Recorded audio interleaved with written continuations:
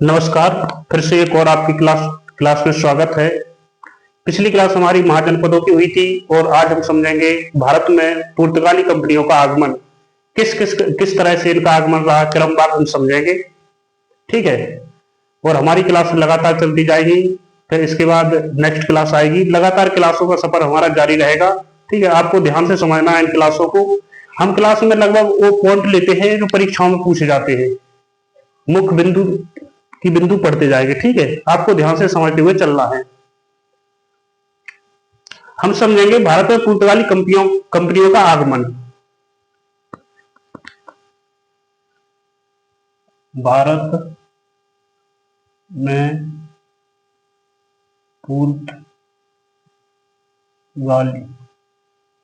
में यूरोपीय कंपनियों का आगमन।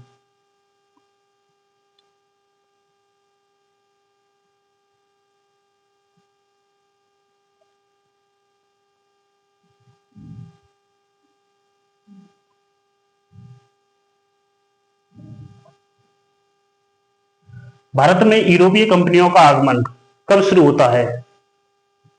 तुर्कों ने भूमध्य सागर तथा लाल सागर के मार्ग बंद कर दिए, इसलिए उनके लिए एक नए समुद्र की मार्ग की आवश्यकता पड़ी। और इसके तहत सबसे इनका क्रम देख लेते, पहले कौन कौन आया। सबसे पहले कौन आया? पुर्तगाली।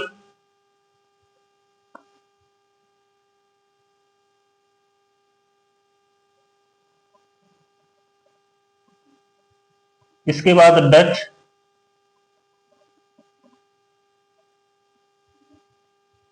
फिर अंग्रेज, फिर फ्रांसीसी। सबसे पहले कौन आया? पुर्तगाली, इसके बाद डच, फिर अंग्रेज, फिर फ्रांसीसी। एक इनका क्रम रहा आने का। ठीक है, इनमें आपस में संघर्ष भी हुए। ठीक है, इसको हम समझेंगे। पुर्तगाली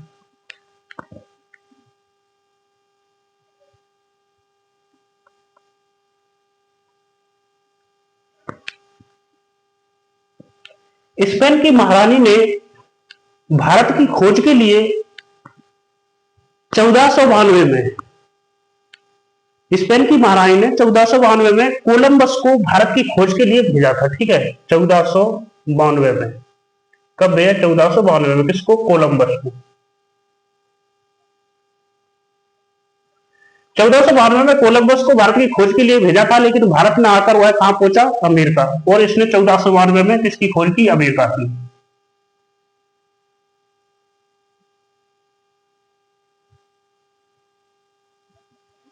इसी के बाद दूसरा पुर्तगाली आया, वास्को ड गामा। इसको 1498 में आया।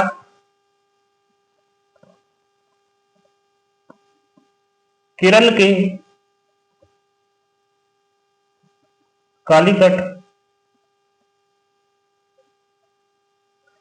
के कालीकट बंदरगाह पर पहुंचा। वहां का जो राजा था जमेरन, उसने इसका भव्य स्वागत किया। ठीक है, 1400, इसलिए पहली बार आया 1498 पुर्तगाली।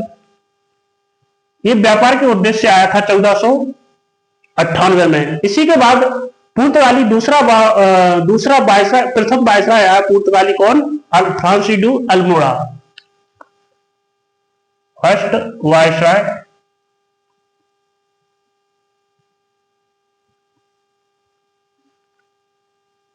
फ्रांस को डी अल्मोड़ा।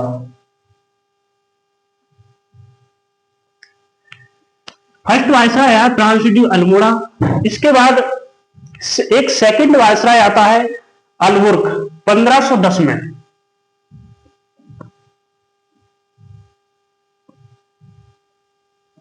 अल्बुर्क 1510 में आया। 1510 में अल्बुर्क आया। इसको पुर्तगाल का वास्तविक संस्थापक माना जाता है। इसने अपना स्थापित कायम कर दिया। ठीक है, इसने उस समय गोवा के शासक यूसुफ आदिल शाह से इसने गोवा जीत लिया और इसने पुर्तगाल में अपना भारत में अपना स्थायित्व कायम कर दिया। ठीक है, यूसुफ आदिल शाह को इसने हरा दिया 1510 में। इसको वास्तविक संस्थापक माना जाता है। ठीक है, पहले कौन आया? वास्को ड गामा, इसके बाद अलवर्क, इसके बाद फ्रांसिस्को अल्मोड़ा, इसके बाद अलवर्क। ठीक है, ये इनका पुर्तगालियों का क्रम रहा। पुर्तगाली भारत में कई चीजें लाए। एक तंबाकू खेती करना इन्होंने सिखाया यहाँ पे। ठीक है, और पुर्तगाल के बाद डच आए, इनका कोई इतना वो नहीं है, इनने कोई भी अपना स्थायी शासन स्थापित नहीं कर पाया। इसके बाद अंग्रेज आए, अंग्रेज।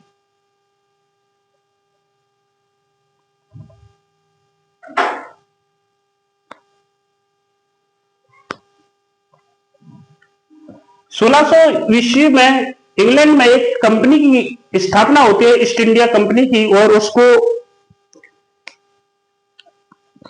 व्यापार करने के लिए भेजा जाता है। ठीक है, इसमें जेम्स प्रथम के दरबार में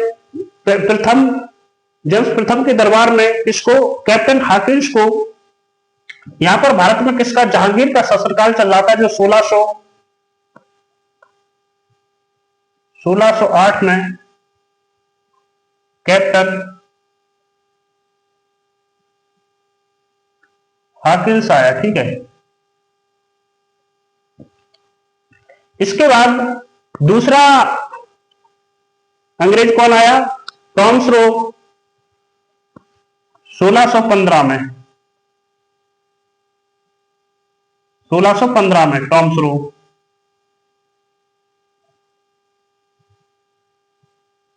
इनने अपनी पहली व्यापारिक कुटी सूरत में स्थापित की। ठीक है, 1613 में सूरत में, 1613 में दक्षिण भारत में पहली कुटी मुसलीपट्टनम में स्थापित की। इसके बाद फ्रांसीसी आए, फ्रांसीसी और अंग्रेजों के मध्य 3 युद्ध हुए। ठीक है, इसमें एक वाणिज्य का युद्ध हुआ 1760 में, और फ्रांसीसी के साथ संधि हो जाती है।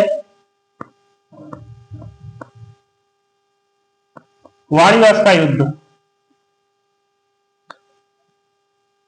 वाणिज्य का युद्ध, इसमें संधि हो जाती है। इसमें संधि के साथ इनको कई क्षेत्र लौटा दिए गए जो काफी टाइम तक रहे इनके पास। ठीक है, इसके बाद ये एक लड़ाई होती है प्लासी की, 1757 में।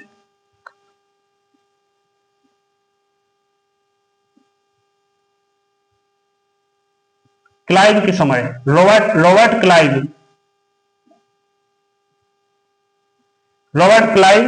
1757 में प्लासी की लड़ाई होती है। 1757 में प्लासी की लड़ाई में सिराजुद्दौला तथा क्लाइव की इनका युद्ध हो जाता है। इसमें कौन? अंग्रेज जीत जाते हैं। ठीक है, मीर जाफर की, इसका सिराजुद्दौला का जो सेनापति था मीर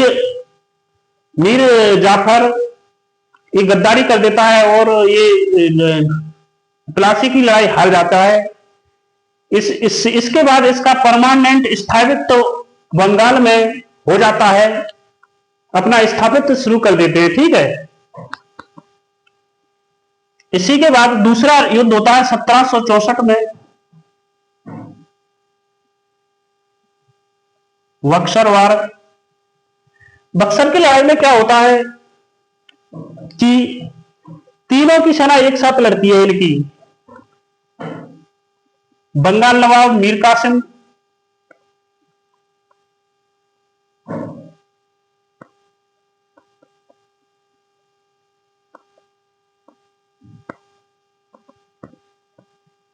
अवध नवाब,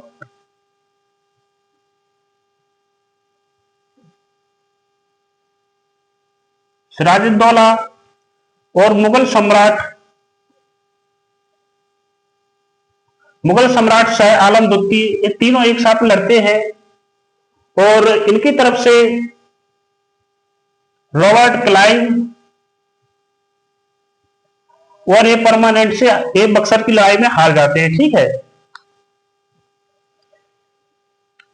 ये इस बक्सर की लड़ाई में हार जाते हैं। और बंगाल में कुछ इनका क्रम रहा गवर्नरों का, जो हम देखेंगे इनको।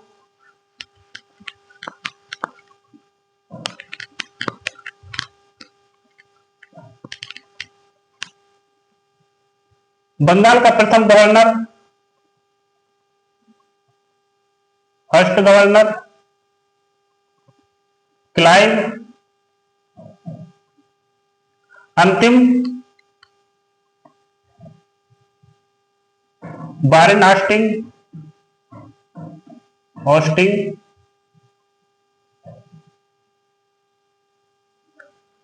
बंगाल का गवर्नर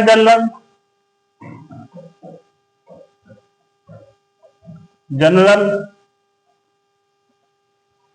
प्रथम रहा वारेन होस्टिंग। अंतिम रहा विलियम बेटिंग।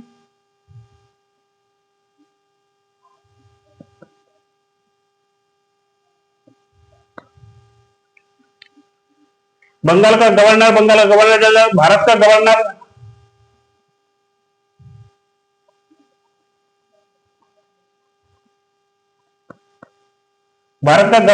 जनरल प्रथम रहा विलियम बेटिंग।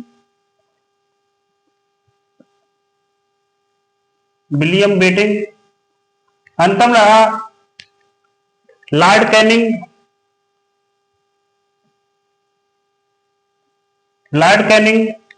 इसके बाद भारत का वायसराय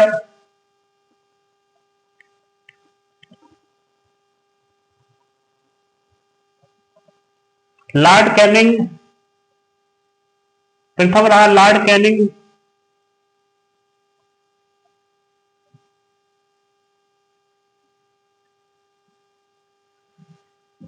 प्रथम रहा लॉर्ड कैनिंग और अंतिम रहा लॉर्ड माउंटबेटन।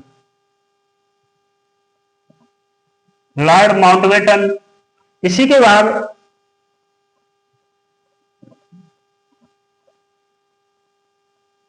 स्वतंत्र भारत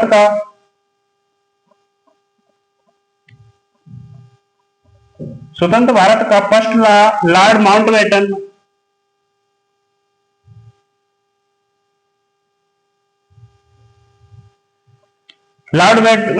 और अंतिम रहे लॉर्ड गोपालाचार्य।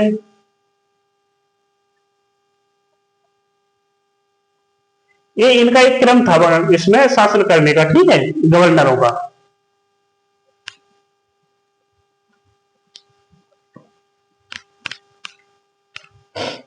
इसी के बाद 1765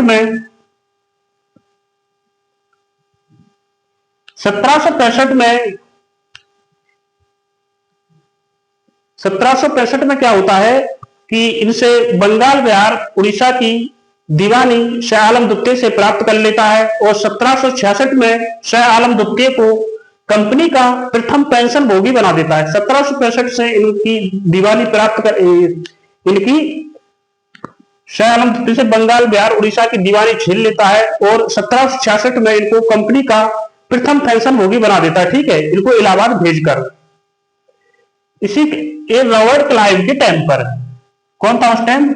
रॉबर्ट क्लाइव।